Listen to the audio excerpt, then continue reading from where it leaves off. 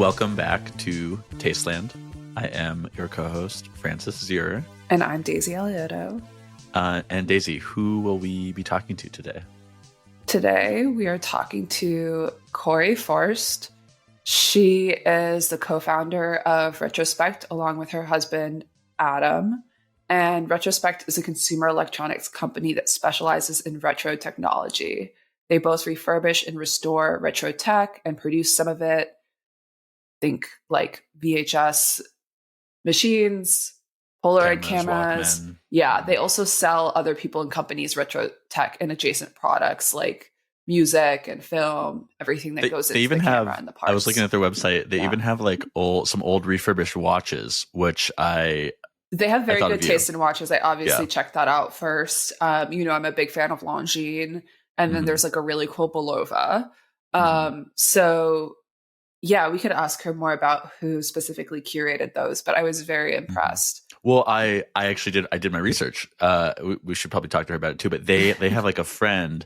They're based in Milwaukee, and I think they have a friend who deals in and repairs these watches, but he deals in like $20,000 to $40,000 watches. So these are like, it's not really worth my time to sell these. Yeah, there's like $500 to $3,000 watches. So you guys could, But that's a great price point. It's a great entry level for people who are just getting into watches, or maybe if you have like a Seiko, or you have like a placeholder Casio, and you're like, I kind of want something. Well, when I was looking at the website, watches are one thing I don't really know much about, and I'm happy to not know much about. Similar to vinyl, it's just one thing where I know I don't need to think about buying these things because there's enough things I think about buying already. But I did find myself tempted by the two Seikos that are currently on there. Well, the Seikos are beautiful. If you want to do a watch episode in the next few months, I have a few people that we could bring on. Okay. Great way to learn about something. It is a great way to. That's what podcasting is all about. We're always learning. You know what I learned? I learned a lesson this morning, Francis. I've lived 5 lifetimes today. First of all, I forgot we're recording like a half hour later than we usually record. We're in the second day of the day. If you follow that crazy guy from TikTok, we're in day 2 of 3. Right. Well, this morning I was bringing my car in to my annual inspection. I got pulled over by the police on the way there for my brake light being out, which I was obviously unaware of. But it was a little tense because I didn't realize they were trying to pull me over at first. I thought they were trying to go around me to like a call, and I was like, why isn't he going around? So then I pull back out on the road. They're like calling in reinforcements, and then he's like, is your license suspended? And I was like, no, it's not suspended. I was like, I didn't know you were pulling me over. I didn't know my brake light was out. I'm on my way to my mechanic right now. Like, what do you want to do? He's like, I want to ticket you is what I want to do. Yeah, well, they gave me a fix-it ticket, and I was like, I walked into the mechanic like, you're not going to believe this. But yeah, I've never been pulled over in my life. Like, they went back to, run my license, and I was like, they're going to find that I've literally never been ticketed for speeding, never been ticketed for like a non-moving violation. I've been ticketed for parking in the wrong area and not having my inspection sticker on my car, even though it was I've never been ticketed, but I have been pulled over once I think it was like a summer I was home from college, and I was working on my parents' farm, and one of my jobs was always driving the delivery van, delivering plants and stuff to the local nurseries, which, white Ford van, generic van. I got pulled over once. I was just driving around in town, and no ticket or anything. I think they just thought I was moving weed, which I wasn't. The van was empty. Yeah, I'm a little suspicious on whether they were potentially looking for people without ID, or it's close to the end of the month. Maybe they're trying to hit like a quota. The whole interaction to me was odd. And the other thing is I live around the corner from the police station. So I was like, I just wonder if they got up there and like also like recognized my face, because I was like, I walk past the station, like not even joking, every day. Like I see every cop in my town. You do a perp walk every day. A million times. And so I was kind of just like, no, I obviously didn't know you were trying to pull me over, because I didn't. It's like when guys have a bald spot on the back of their head. It's like, how would I know my brake light is out? I can't see back there. Anyway, like obviously super privileged that whatever, but it was so clearly like not a nothing, you know, it was so clearly nothing that I was like, whatever. They took a little while in the car. I was like, maybe they're reading my tweets and laughing at them. That's definitely what's happening. What if that would be, that's actually, if there's, you know how cops have like speed guns? Yeah. Yeah, and they can scan the speed. What if, maybe this is already a thing, like phone guns, where as they can like, you know, point the scanner at you and it like recognizes your digital footprint and it like pulls up your Twitter I can't account. do that right now. No, I mean, it's coming next year. I don't know. Thanks to Palantir. Yeah, I mean, we already have that capability. It's just, you know, they have to have a reason to zero in on you. And got a lot of powerful people that are interested in expanding those reasons right now. Yeah, we don't have to go into all that. We don't have to go into that, but I've made my opinions clear. One thing before we start recording and before our guest gets here, you had an idea I wanted to hear you talk about. Yeah, I've been percolating on this idea about defaulting to the classics. And I was like, am I just getting old? But I've seen a few tweets to this effect recently. One person said they were sort of attributing it to people craving normalcy. But, you know, there's been some writing so far about people really wanting to opt out of micro trends. And I've never really been a participant. From a fashion perspective, most of my wardrobe is from like J. Crew, LA Apparel, Quince. And I don't shop at Quince to dupe designer stuff. I shop to get cheap basics. But I noticed, especially with restaurants recently, like people are upset that they took away the street dining around Finelli. And well, everywhere. Everywhere. Well, I just have no interest in fighting to get into a trendy spot. And it goes beyond reservation culture. I'll make reservation at a non-trendy spot. This is something we spoke a lot about with Ben Leventhal when he was on it. Yeah, I mean, I had 2 coffees at St. Ambrose last week. The second one didn't happen because my friend had to fly home unexpectedly. But it's like, if somebody asks me, where do you want to go? I'm just like, any of these places that are just like post being trendy. And not like Bemelman's where they've been like TikTok rediscovered. I'm talking like Balthazar, Waverly Inn, St. Ambrose. A decent place where you can get a seat, most importantly, where you don't have to wait for more than, like, ideally you don't have to wait at all. But like if it's beyond a 15-minute wait, it's a cut. Also, Kori is here, so let's not let her make her wait for 15 minutes. Yeah, I'm interested what the Milwaukee equivalent of Balthazar is.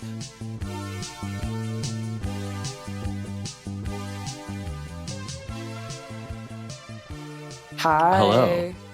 Hello. Okay, this wins the best backdrop award. Nobody has come onto this podcast with a better backdrop than a shelf of, I'm guessing, like, is this a mixture of vintage and contemporary? Or are these all the contemporary collabs? It's a mixture, yeah. It's Polaroid cameras. They did a lot of advertising, promotional stuff in the 80s and 90s, and we've kind of carried that on until now. So yeah, it's definitely a mixture. I noticed, amazing. I watched your interview on the Waveform podcast yesterday, and I noticed on the shelf behind y'all in that one was the copybook, which is literally in my field of vision right here. Nice. So that was a nice little synchronicity moment. Yeah, that's the next desk over. That's just Michael's desk, our creative director. We got this like old AV setup from someone who wanted to get rid of it, and so he gets that cool backdrop, which is it works. It has a VCR and TV all hooked up, and sometimes we play things on it. So nice. Mine's cool too. Very cool. Where is your office? We're in Milwaukee, Wisconsin. Yep, we've been here for 10 years, bounced around different buildings and locations, but now we occupy about a 15,000 square foot warehouse and workshop, and we have some off-site storage as well. Is there an interesting history to the building? You know, I think from what I know from the landlord, it used to be a Frigidaire commercial showroom and storage and factory. There's nothing too special about it, but I think some refrigerators used to be here. Yeah. Well, I'm sure there's somebody out there that collects refrigerators like Polaroid cameras, but like much fewer people. That sounds expensive and bulky. Much harder to do refurbished refrigerator e-com than it is to do refurbished camera e-com. My dream is to get I feel like it's a Dolce & Gabbana Smeg. Do you know what I'm talking about? I didn't know No, I don't, but I will look it up I after think this. they That's also hilarious. did a Bialetti. Now I feel like I need to look, but... Nice, yeah.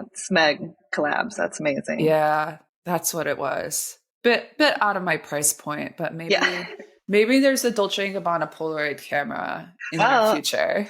We got this one right here is our Fendi one. We did a small one with Fendi, which was really fun. It's hydro dipped. That was done in Italy, and then we built them all here in Milwaukee. So that was just a short little stunt. I think they bought like 1,000 or something. So did they do a Lacoste one as well? Yes, we did Lacoste ones right here.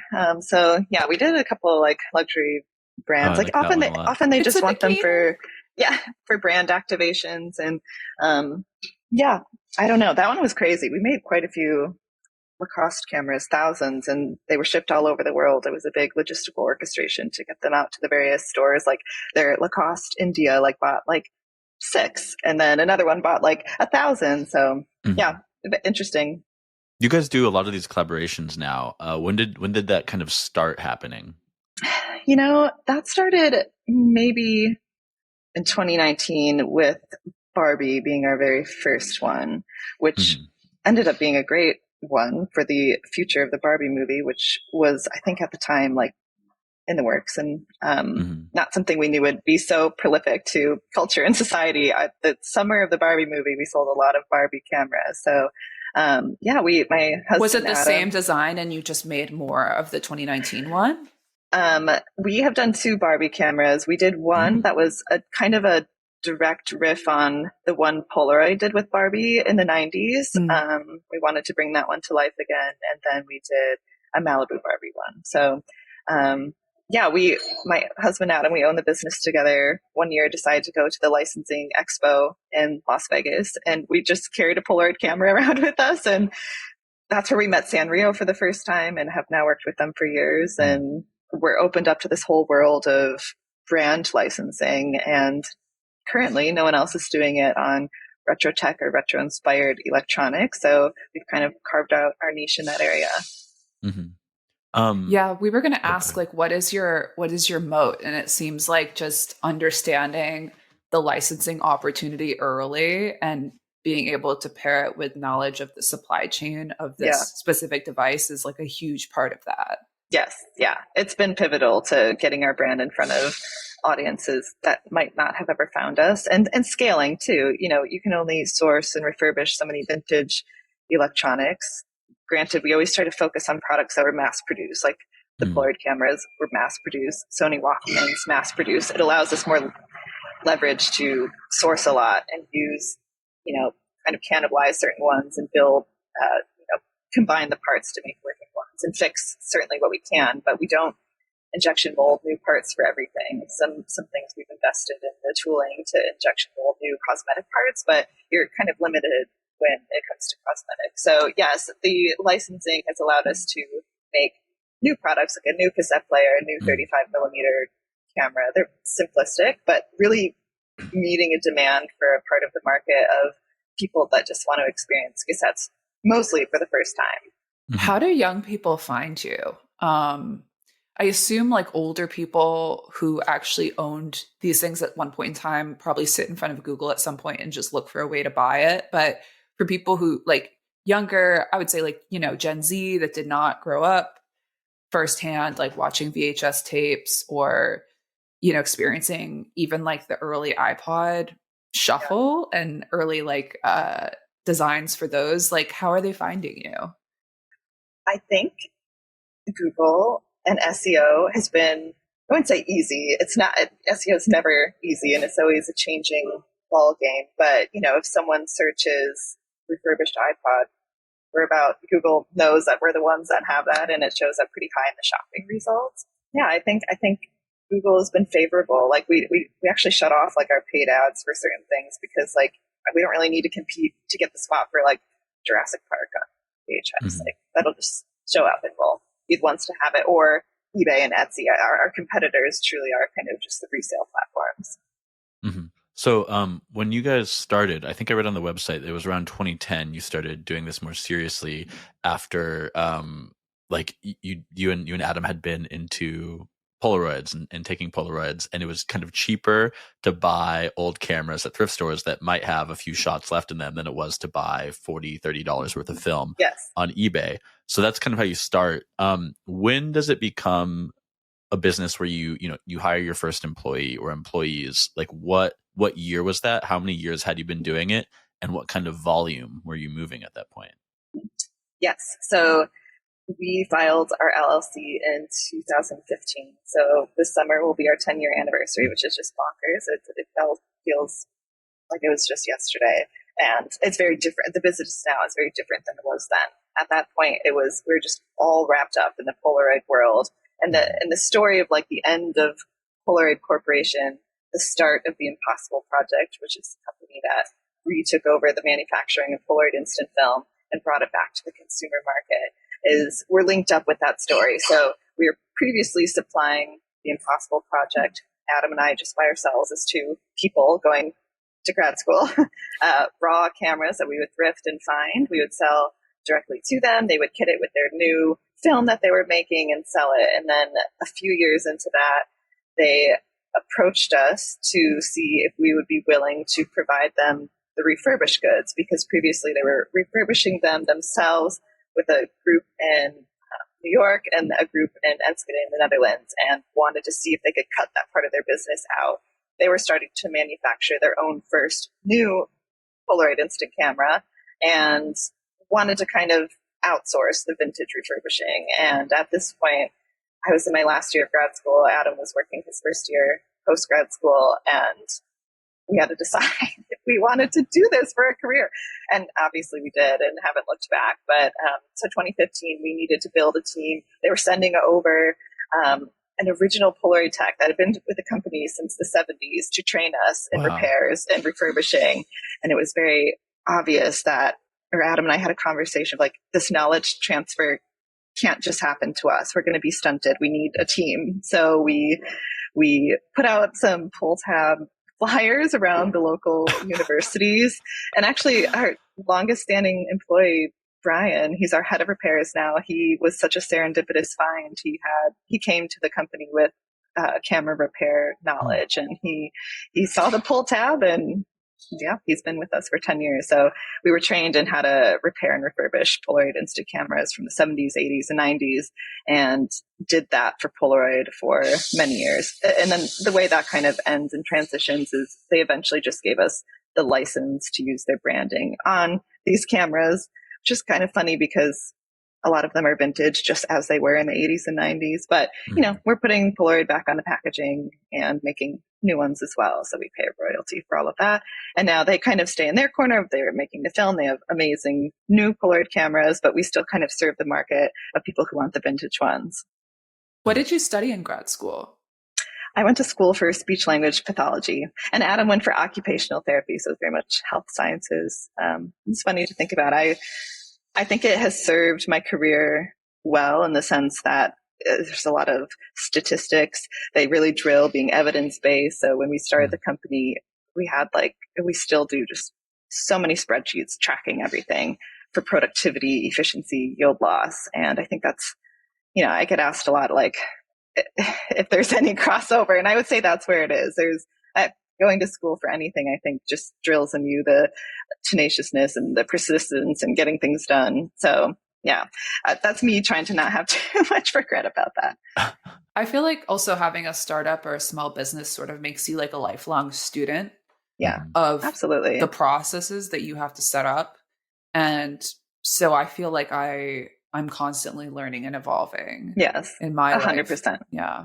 How many people are you now? 40, which is wild. So most of the 40, if not all, maybe there's a handful that are part-time, but are full-time. So that's like spanning some of the roles of the repair technicians, refurb technicians, pick and pack. We do all the fulfillment here. Customer service is all done here.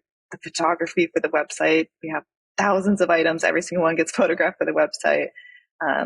Marketing, product development. So there's a lot of different roles, but we all work here in the same building together, which makes it really nice actually for honestly the customer service and fulfillment. All of it happening in the same building creates a lot of efficiencies.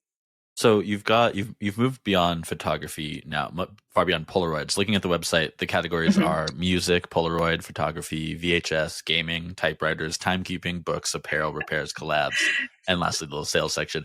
But I'm curious when you started adding these other categories and in what order? I'm laughing because the menu is an ongoing internal conversation of like, Polaroid and photography are separated. UX, right? Yes. And there used to be, our creative director made me get rid of it. There was there was and more section and like oddities. And we had a section for tchotchkes because there's just truly like, there's too many categories. But to your point, yeah, we sell a lot of different things. That took off right before, I'm linking it to like right before the pandemic started. So 2019, Sony Walkmans was our next jump. There was a lot of crossover. There's a lot of crossover with mass-produced things in the 80s and 90s, the way their printed circuit boards work, the motors inside of them. So it was pretty natural to start working on them. And Brian, our head of repairs, kind of took that process on.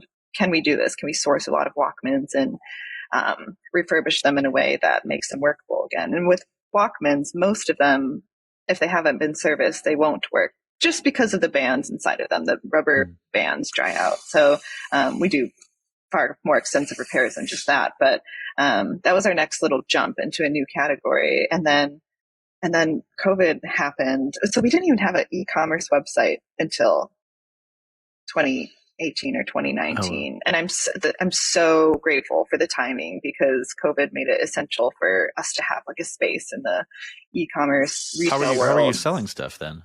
We're selling directly to Polaroid still at that point. Yeah. So all of it was actually, we often like kind of look fondly back. It was like the most simplistic version of our business. It was very like we had contract manufacturing agreements of how many of these vintage cameras we would provide them. And then we would provide them every month. The cash flow is very obvious and cut and dry. So simultaneously with us gaining the Polaroid license and now being on our own to sell these vintage Polaroid cameras came, we want more things than just Polaroid cameras on our own e-com website. Have you run into, as you've like more things have sort of aged into being vintage, how do right to repair laws or the lack of right to repair laws like impact your ability to sort of like move into like early 2000s and like newer stuff from Apple? Yeah. I think there is a gray area there, but I think on principle, most people deep down, like believe it's important to keep these things around. And is Retrospekt really impacting like Apple's like no one's choosing a refurbished iPod over like an iPhone or something. We actually had like Sony contacted us to buy a bunch of refurbished Walkmans, which I thought was like a good sign that like we're okay operating in this space. From the repair perspective, though, eventually we will age out like of the ability to work on these things, as even Apple and the iPods had some. The software the hardware is proprietary. We are able to put in new battery storage and memory, but there's a limitation, especially as electronics and circuit boards get smaller. Like working on an old circuit board, you can do that with a soldering iron, but new circuit boards, unless you have like really high-end equipment, it's not something you can easily work on. So there's probably an end to it, but so far that hasn't felt limiting yet. Are you ever contacted by people in the entertainment industry about supplying props?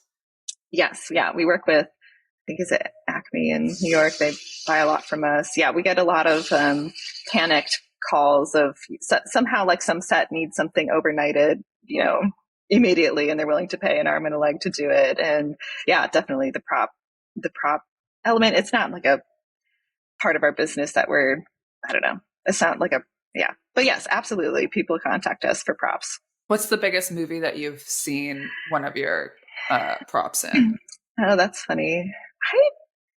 I'm not sure. I would have to ask our customer service team. They handle a lot of that. I'm thinking one time, just by happenstance, we make new wired headphones with Koss Corporation. So they're here in Milwaukee as well. They're right down the road from us. Very kind of serendipitous. So we decided to go in together to make like a metal band, orange foam cushion, wired headphone. And I saw them in a Gucci ad, and they scrubbed out our logo, which is okay. But so yeah, I definitely see our stuff pop up here and there. Stranger Things, every time Stranger Things comes out or has a season, we really pop off. The Walkman that was featured last season.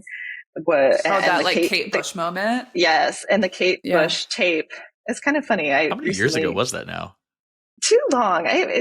Several, right? Like, why is it taking so long? I think it will come out this year, but that Walkman we were able to find, and the headphones too. They're like really obscure, like Nova 45 headphones that she wore. And so we had the Kate Bush tape, the headphones, and the Walkman that we made. That was like our first TikTok or something. It got like a gazillion views, and everyone wanted to buy it. And I think we ended up selling the Kate Bush cassette tape for like $100 on our site, which is just really silly. It's just one of those things that people want it. Supply and demand, baby. I guess so. Yeah. The headphones on your website, when I sorted by most popular, they're the most popular product, right? Yeah. Mm-hmm. Yeah. I think we just hit that at the right time, and it was just very lucky that Koss is right down the road, and we've become friends with their family, multi-generational owned company, and it was just a really good fit. Do you have a favorite collaboration? Here's a really silly one. I was just looking at the shelf ahead of the call. We did one, maybe favorite isn't the right word, but it's unexpected and quirky. We did a very short run. Do you know the brand Grillo's Pickles? Yeah. Yeah, we made a pickle can. Oh, I love it. And it was like one of those things where they do a lot of their marketing and promotional work is really good. They're good at it. For a pickle company, it's really fun and unexpected. And I was talking with the owner, and let's make a camera. I think we made 100, and they sold out like immediately. It was really fun. I like those moments where it feels almost one of a kind, and if you want it, you got to buy it quick.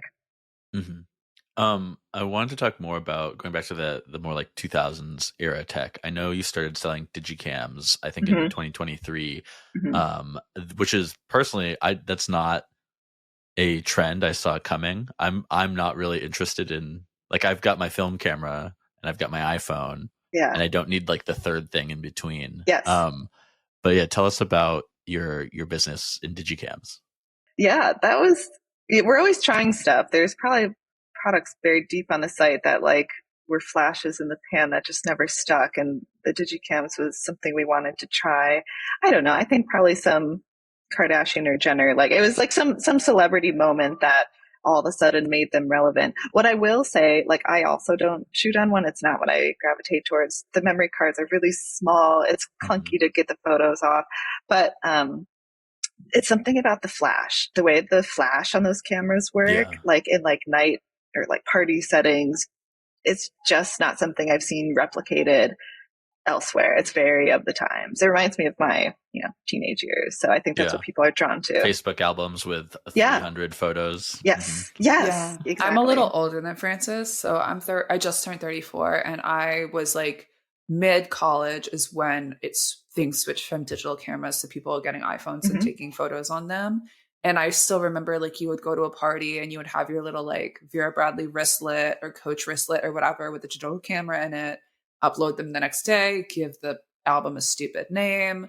And I actually still have mine. It's in like a little Vera Bradley pouch in my my bedroom junk drawer. I have the kitchen junk drawer and the bedroom junk drawer, as one does.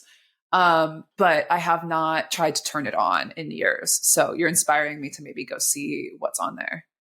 Yeah. We're the same age and same experience. I love that. I haven't thought too much about that, but truly uploading every single version of every photo from the night. And here you go, Facebook. You get it all. Yeah. The rush to untag. Yeah. Yes. Tag or untag. The management of that was intense. Yeah. I want to theorize a little bit though about like what could be, 20, 30 years from now, the vintage of today. I was trying to think about this because like, yeah, there's the right to repair issue, and like you're wearing the AirPod Maxes right now. I'm sure those are like, if Apple isn't still producing like whatever the latest version of that is in 20, 30 years, I'm sure there are going to be teenagers who are like scouring eBay or whatever exists then for those, or like, I don't know. I was trying to think what else, like this Shure microphone I'm using, maybe that, or some of the like fancier keyboards that are like, your niche mechanical keyboards that are being produced today, which are like already kind of facsimiles of a vintage thing, or like teenage engineering products, maybe some tablets. I don't know.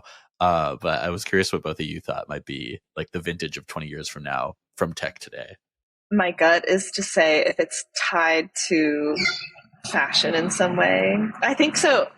I like to remind people that like when the Sony Walkman came out, like that was the first time that music was portable and private. Private just meaning you'd be on a bus and like listen to it alone.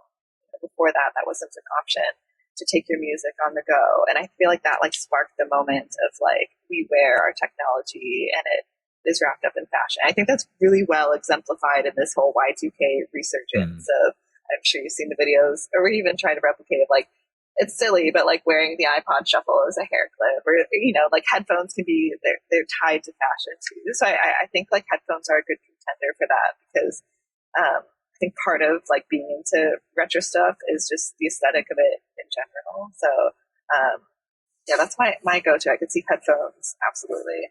I follow Wired It Girls on Instagram, which is like a page glorifying photos of celebs and like regular people wearing wired headphones. I've been reposted by them before. I lost my AirPods. Well, I left them at my friend's house actually like a really long time ago now, maybe 6 months, and I still haven't picked them up. And so I reverted back to my wired headphones, and it did feel a little bit like coming home after a long trip. Yeah. Right.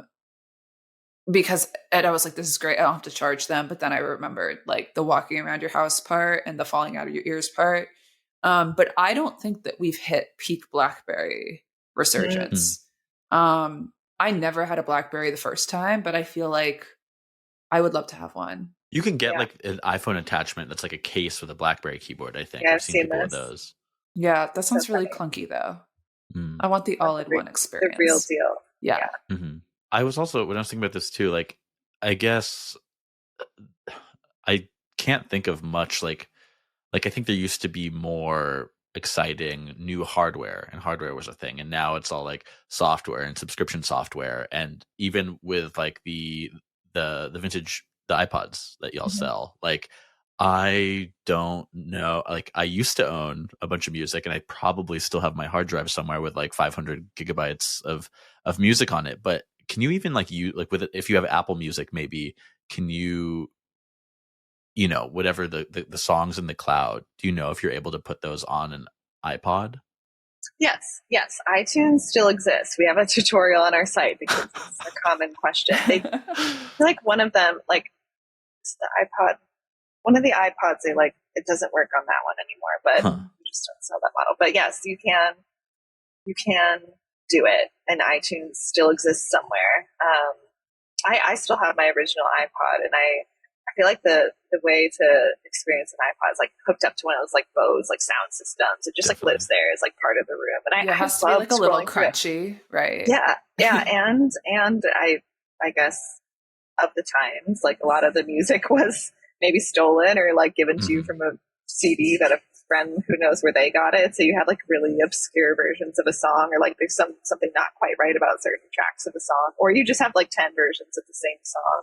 I love that. I think that's really fun. I actually, there's one song I found on my iPod that I could not find on YouTube anywhere from a somewhat notable band, and I was like, maybe I'll be the one to upload it. I think, yeah, there's obviously a huge love for lost media. There's a really active lost media subreddit, and people have these memories or things that they're trying to hunt down. They're white whales for sound, songs, shows, commercials, and yeah, I also have too many interests. I would love to, like, if I had time to be part of the archival work, but not at this stage in my life.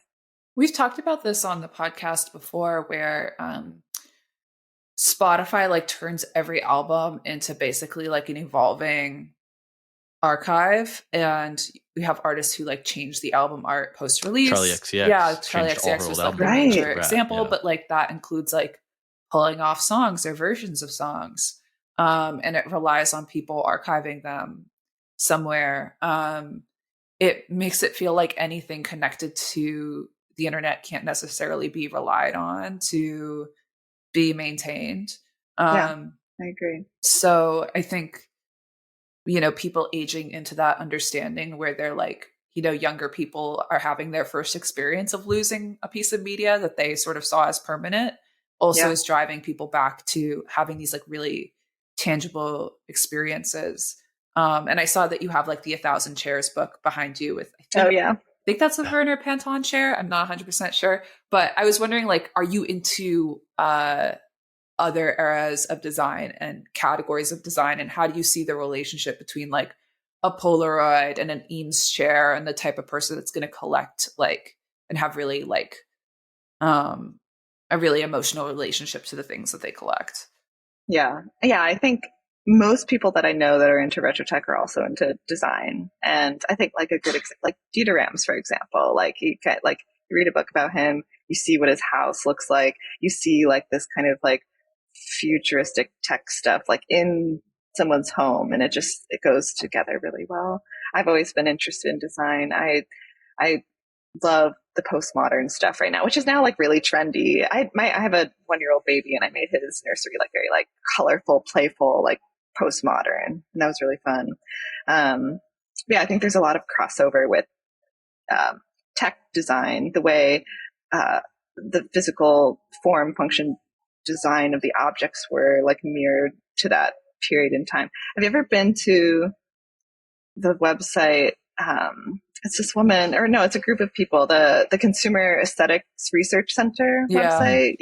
Where they coin phrases. Like I feel like that's a really good example of how it I was just looking permeates. Oh, sorry, I didn't mean to interrupt. I was looking at the Global Village Coffee House wiki over the weekend because I was thinking just about the way Starbucks used to look and that whole thing. And they even, I didn't notice till I went to the wiki, they actually had a list of songs that are like affiliated with this aesthetic, like I love that. Desert Rose by Sting and like Wilson Phillips. And I was like, oh, I love all of these songs. Rusted Root, Send Me On My Way. It really did feel like time traveling to even put on one of those songs and think about what that aesthetic was like. Yeah, absolutely. Yeah. I love the work they're doing of just like helping define these design trends and give it a name.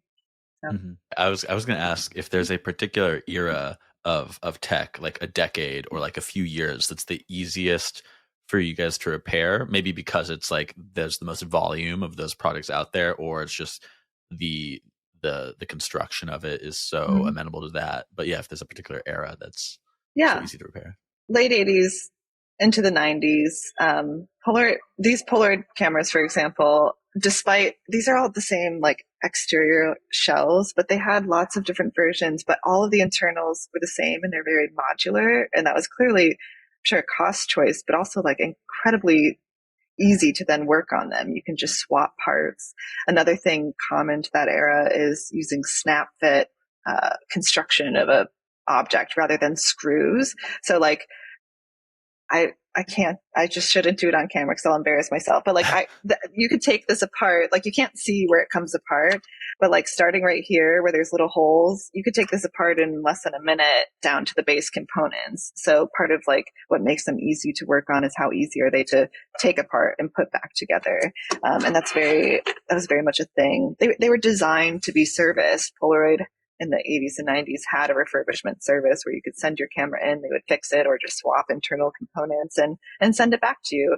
And I think that's really beautiful, of course, like on paper, like that is the way I think we all wish things were, where you could send, like if these broke, I could send them to Apple. It used to be that way and get them back, get mine back and like not have to sell them, I don't know, to someone who knows what with them on eBay. So Yeah. I'm imagining like how in like a war movie or something, there'll be like the person will like break down the gun instantly, and that's part of it. I'm imagining you like the final test for all your employees, like break this down 1 minute, put it back together. Yeah. Yeah, we have timed competitions. I feel like we conceptually had the idea to do it. Could you do it blindfolded? Did that at a party once. And yeah, I mean, they could. It was amazing. I think a Polaroid Olympics would be very cool. Do you have a dream collaboration or partnership that's sort of like your white whale? I think there's a couple. I would love to do something with Nintendo, although they just don't collab too much. Pokemon, I think it'd be so fun to do a Pokemon camera. We've made it like kind of far into the process, but they're pretty picky about their collabs. You refurbish Game Boys, right? We do, yeah. We kind of have our foot in that space. There's a lot of people doing it and doing it well, and like doing really fun things like modding them and like changing the button colors or even manufacturing new shells. And I think right now it's a little oversaturated. It's funny, like it's a niche thing and it's oversaturated. So we don't do too much. And Nintendo can be a little litigious. Like I don't think they're going after these small companies putting on new backlit screens. Like I think it's like counterintuitive to how people think about the legacy of these brands. I think it's like bad luck to go after people doing that, especially on a small scale. So yeah, we do Nintendo, Game Boys, a few N64s, kind of the stuff we all grew up with and love. And if we come across it, we fix them up. Seems like the supply chain for Polaroid parts is the most narrow of the products that you deal in. Is that accurate? They made millions of them. There's so many out there. So we have 2 full-time purchasers that just scour the internet and work with various direct sellers who are finding them at estate sales, thrift stores, out and about. And it hasn't yet gotten more difficult to find them. Yeah, there's just millions. There's actually, we worked with a guy before things changed in Russia. There is a ton of Polaroid cameras in Russia. There was a factory there, and I think like the timing of how their economy in the 80s and early 90s worked, that like none of their citizens could afford them. So there's just like a ton of Polaroid cameras in Russia that we were able to source for a while. Not anymore. Like in really good condition too. Yes. Yep. Yeah. Exactly. And I once came across a storage locker that was like, I dream about it. Like these are the things I love thrifting and going to estate sales. And just once in 10 years, there was like a storage locker just filled with dead stock Polaroid cameras. And that was a very lucky find. It's amazing. What other oddities have you bought in bulk or stumbled on? I think you told me when we talked that you just bought a big pallet of VHS tapes. Correction, 40 pallets. Oh, God. How many tapes is in one pallet? So based on the math of the weight of the pallet, I think about 1,000. So yeah, 40,000 VHS tapes, and the price justified buying them. Now we're getting into the territory we don't have space for it here. So it's at an offsite facility where we pay per pallet fees to store it. So like there's like kind of there's a runway to this where it starts to like go in the wrong direction of being a really silly purchase. But it's VHS and audio cassette tapes are my kind of little passion projects right now, where if I have a chunk of an hour, I'll just sit and refurbish them, rewind them, clean mold off of them, recase them. So yeah, VHS, I think VHS, and back to the question about like what might see a resurgence. I do really think DVDs will come back. I think I just think, it doesn't feel sexy yet. Like you go to Goodwill and you see a wall of DVDs and it's just like, it just doesn't do it for me yet. Like I get excited when I see VHS, but, I think there's something to be said about the ease of it, especially, so I have kids now. The ownership, the modularness of it, like it exists, it's just the DVD, the fun, like there's a whole like thing about like the intro screens on DVDs and how that is like such a timepiece that it really hallmarks that period. Like I can think of like the Harry Potter one, like how it looked, and there's Shrek. Extras, and Shrek is exactly what I was thinking. Shrek's such a good example as well. So that experience, and like now that I have small kids, that we try to limit screen time, but the idea of just like popping something in and like nothing auto plays after it, or like my child doesn't have to, as they get older, navigate the internet or some like internet interface or subscription, or I think that's going to flip and be really alluring. There's a product called the Yodo player. I don't know if either of you are involved in young children's lives at this point in your life, but it's like a riff on a cassette player. So there's like little cards that you stick into a machine and it reads you the story or plays you the song. And they're really popular. And I think that's like a good sign of media like that getting a resurgence. I've seen those advertised and been really curious about them. It sort of reminds me of hit clips. Did you have those? I didn't have a hit clip, but that was how silly. It was like 30 seconds of a song. Yeah. Right? Was that the whole thing? Yeah. But I think like at the time, like that still represented more immediate access to a song than anything else that was available. I mean, it was such a brief window. Yes. Did you ever sell hit clips? I bid an embarrassingly high number on a lot of them on eBay and I didn't win. Someone bought it. Well, I don't know. I'd love to talk to that person. Yeah. What's your most personally prized piece of old tech that you've collected over the years?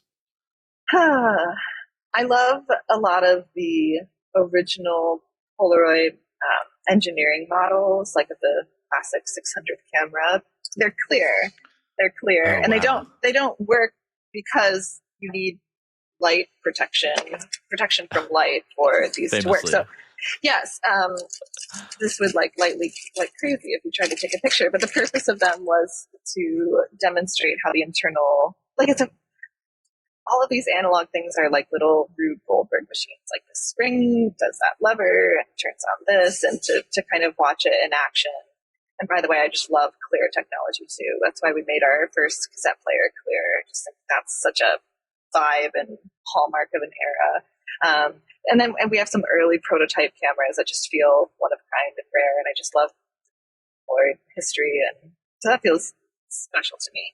Yeah, that reminds me. I think I read that maybe it was in Germany. I'm going to get some details of this wrong for anybody listening who's like, that's just so wrong. But I think it was in Germany that they are making it so car manufacturers can't just have the screens anymore. Like you have to actually, like you can have the screen, but you have to also have the knobs and bits. Like when you said Rube Goldberg machine, I was thinking of that, how like, I think there's definitely, maybe there will be like a resurgence in clear tech too. Well, there is that company Nothing. You guys know Nothing? They started with like earbuds, and they have a phone. I think the third version of it has come out, but it's all like these like clear constructions so you can see what's working inside, which seems like the same kind of thing of like the, a return to a DVD over streaming or something. It's like you want the tactility, you want the thing that like, is in the world that you're interacting with, and you can you feel like you can understand it.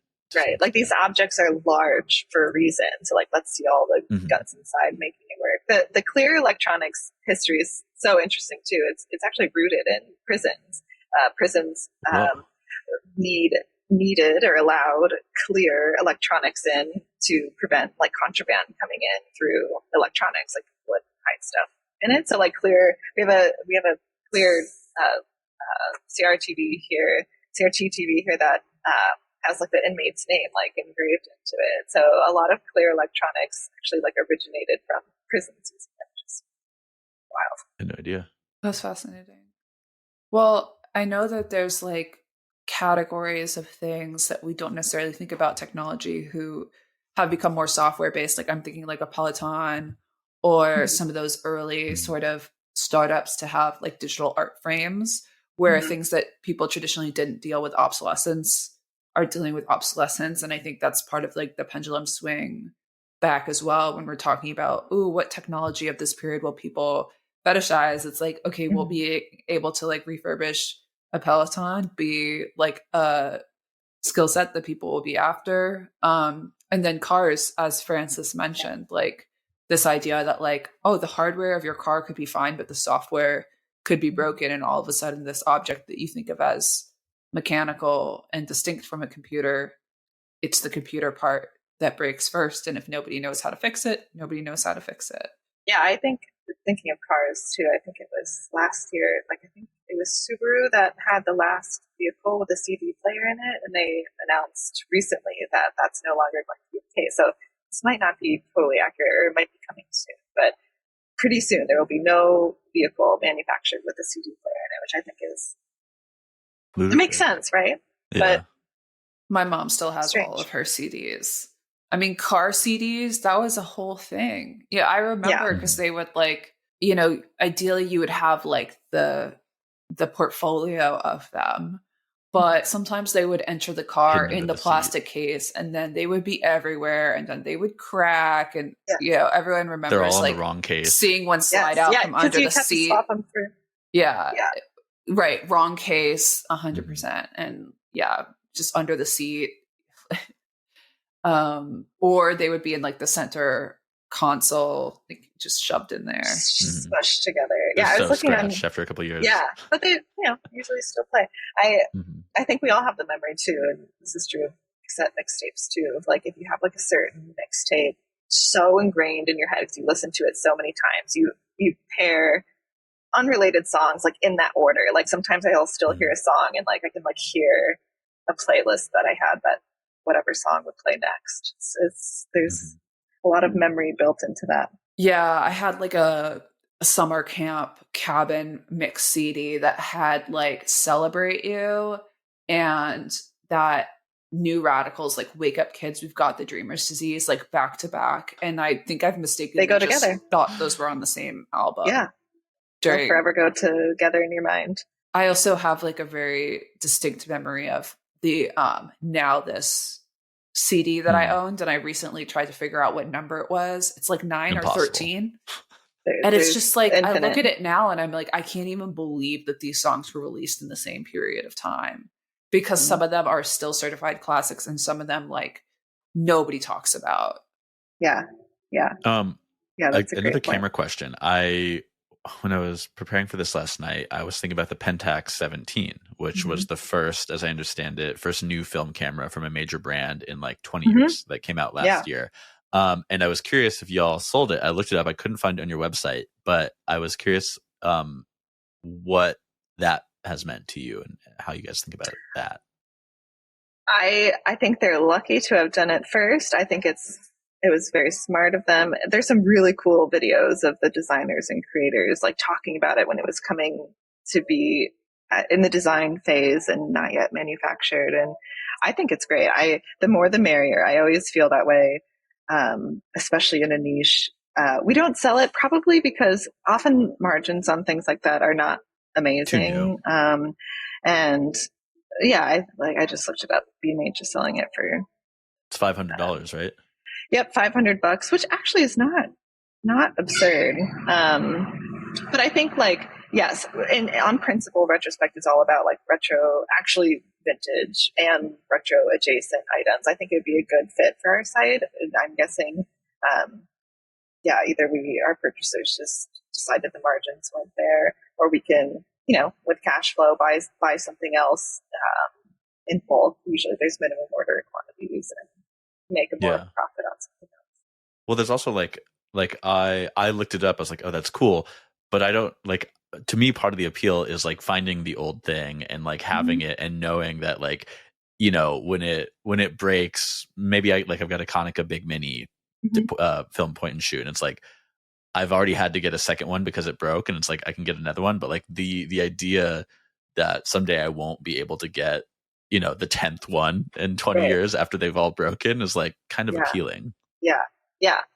It meets a need though. There are a lot of people in this field who don't like secondhand or used things, and that's okay too. So to me, as long as more people are shooting on film and creating a demand film itself, which film's not going to go away. I feel like there's enough players still manufacturing it that it's smart to be the last one standing making film. But to me, the more the merrier. It's kind of like the printer and the ink situation. Like you need the film. Truthfully, that's what worried us about Polaroid. Like if something happened or Polaroid film truly once again was no longer available. This was more of a concern in the early days when the company was newer. The company that took over the Polaroid manufacturing. It's one of those things where if you don't have film, you can't use the cameras, and suddenly they're all defunct again. Mm-hmm. I just got my latest film photos back last night, and it was like, it's such an exciting event now where I've only been doing it I did it in high school, and then I only started doing it again like 2 or 3 years ago.